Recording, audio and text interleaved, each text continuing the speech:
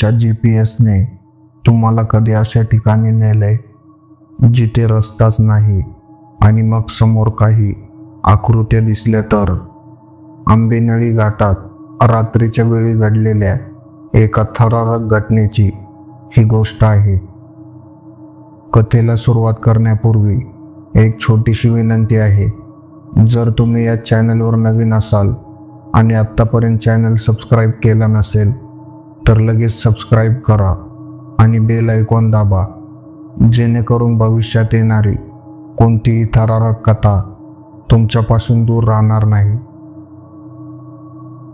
सूर्य मावळत होता आणि त्याची लालसर मंद किरण आंबेनळी घाटातील घनदाट झाडीतून जमिनीवर उतरत होती. पुणे महाबळेश्वर पोलादपूर मार्गावरील आंबेनळी घाट त्याच्या निसर्गरम्यतेसाठी जितका प्रसिद्ध होता तितकाच तो त्याच्या गूढ दंतकथासाठीही ओळखला जात होता.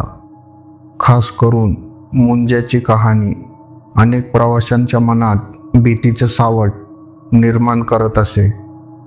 आज रात्री पत्रकार अर्णव देशमुख आपल्या जुन्या जीपमधून याच घाटातून एकटा प्रवास करत होता. त्याला आंबेनळी घाटातील भूताटकीच्या कथांबद्दल एक विशेष लेख लिहायचा होता. अनेक लोकांनी इथे विचित्र अनुभव घेतल्याचं त्याला सांगितलं होतं. झाडांवर दिसणारी मुलांची उलटी शरीरं, अचानक चुकीचा रस्ता दाखवणारे GPS आणि भयान शांतता. अर्णवला या सगळ्यावर विश्वास नव्हता, पण एक पत्रकार म्हणून त्याला सत्य जाणून घ्यायचं होतं. तो जसा जसा घाटात खोलवर शिरत गेला तशी तशी रस्त्याच्या कडेला असलेली झाडं अधिकच घनदाट होत गेली. हवेत एक अनामिक गारवा पसरला होता आणि जंगलातून येणारे किड्यांचे आवाज स्पष्ट ऐकू येत होते. अर्णवने गाडीची हेडलाईट चालू केली, पण त्या प्रकाशातही रस्ता अपुरा वाटत होता. त्याने स्वतःला धीर दिला. हे सगळं मनाचं भूत आहे, तो स्वतःशीच पुटपुटला. अर्णवने आपला फोन घेतला आणि GPS चालू केलं. सरळ जा, सरळ जा. GPSवरचा आवाज त्याला मार्गदर्शन करत होता, पण काही क्षणातच स्क्रीनवर अचानक नकाशा बदलला. डावीकडे वळा. GPSने एक अनपेक्षित वळण दाखवलं. अर्णव क्षणभर गोंधळला. त्याने हा रस्ता यापूर्वी कधी पाहिला नव्हता. इथे डावीकडे रस्ता आहे का, त्याने स्वतःलाच विचारलं. कसलाही विचार न करता उत्सुकतेपोटी त्याने गाडी डावीकडे वळवली. जीप एका अरुंद कच्च्या रस्त्यावर शिरली, जो घनदाट झाडीत हरवून गेला होता. झाडांच्या फांद्या गाडीवर आदळत होत्या आणि अंधार अधिकच गडद झाला होता. अर्णवच्या मनात एक किंचितशी भीती डोकावून गेली. त्याने गाडीचा वेग कमी केला. काही मिनिट पुढे गेल्यावर अर्णवच्या डोळ्यांना धक्का बसला. समोर रस्ता नव्हता. एक मोठी दरड कोसळली होती आणि त्यापुढे फक्त दाट जंगल होतं. GPS अजूनही तुम्ही तुमच्या गंतव्यस्थानावर पोहोचला आहात असं सांगत होतं. अर्णवला घाम फुटला. हे कसं शक्य आहे? त्याने गाडी मागे घेतली आणि मुख्य रस्त्यावर परत आला.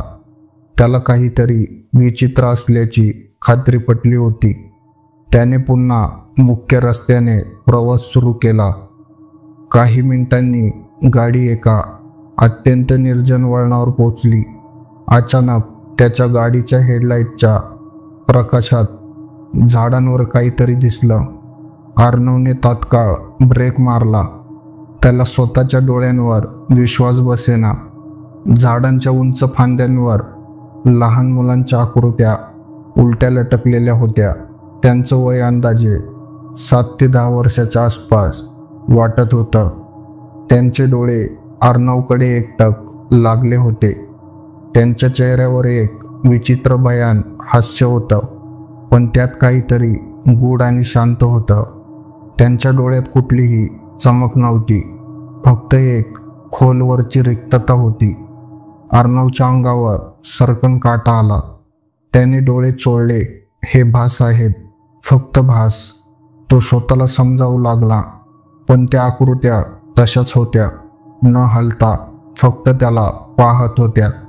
त्याने हळूच गाडीचा दरवाजा उघडला. एक थंडगार हवा आत शिरली आणि त्यासोबत एक मंद अस्पष्ट कुजबूज ऐकू आली. ती मुलांची कुजबूज होती, पण त्यांचे शब्द स्पष्ट नव्हते. अर्णवने घाबरून दरवाजा बंद केला. त्याने गाडी पुन्हा सुरू केली आणि वेगाने पुढे निघाला, पण ती कुजबूज त्याच्या मनात घर करून राहिली. हा अनुभव खरा होता, पण हे काय होतं तो विचार करत होता. पुढच्या प्रवासात त्याने अनेक वेळा आरशातून मागे पाहिले, पण आता काहीच दिसत नव्हते. तो आंबेनळी घाटातून बाहेर पडल्यावर त्याने तात्काळ एका स्थानिक मित्राला फोन केला, जो त्या परिसरातील जुन्या कथांचा जाणकार होता. अर्णवने त्याला आपले अनुभव सांगितले. मित्राने शांतपणे ऐकून घेतले आणि मग एक दीर्घ श्वास घेतला. अर्णव, तू मुंजाबद्दल ऐकलं असणारच, मित्र म्हणाला, पण त्यामागे एक खूप दुःखद सत्य आहे. त्याने सांगितले की अनेक वर्षापूर्वी याच आंबेनळी घाटात एक भयानक अपघात झाला होता. एका बसला दरड कोसळून ती दरीत कोसळली होती.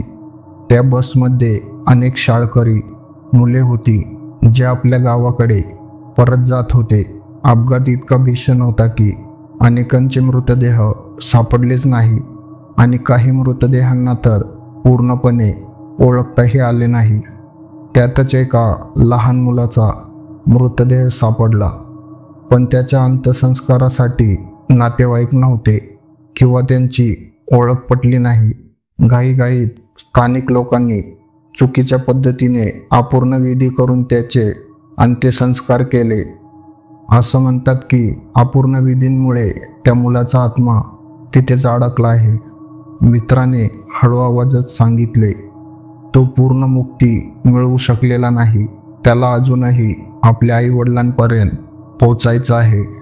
तो वाट चुकलेल्यांना चुकीचा रस्ता दाखवतो, जेणेकरून ते त्याच्या जगात येतील, त्याला सोबत मिळेल.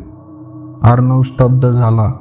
त्याच्या अंगावर पुन्हा काटा आला, पण यावेळी तो भीतीने नव्हे तर त्या मुलाच्या दुर्दैवी कहाणीने होता. पण त्या झाडांवरच्या आकृत्या, अर्णवने विचारले. ती त्याचे मित्र आहेत, मित्र म्हणाला. त्या अपघातात गेलेले इतर निरागस जीव, ते त्याला साथ देतात.